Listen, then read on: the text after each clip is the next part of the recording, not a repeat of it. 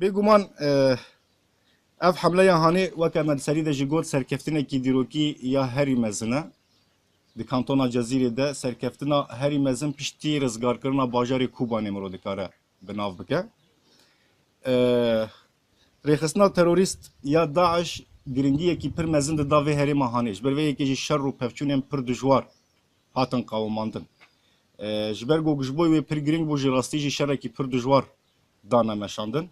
Fakat bi alîkariya hemî pêkhateyên kantona Cezîrê bi Kurdê xwe û Erebê xwe û Siryanê xwe her wiha bi alîkariya dostan û bi taybetî ya tehalûfa navnetewî ya li dijî rêxistina terorîst ya Daişê got Amerîka serkêşiya wê dike, yekîneyên parastina gel YPG dikarî bû vê serkeftina herî mezin bi dest bixîne.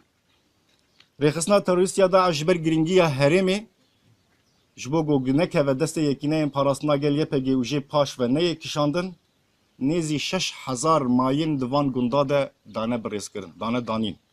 Bêguman niha herêm ji ber ew qasmayînên gog hatine dayîn xelkê sivîl careke dîtir nikarin bizîvirin cih û warê xwe heta gog ev mayînana tevahî neyên rizgarkirin.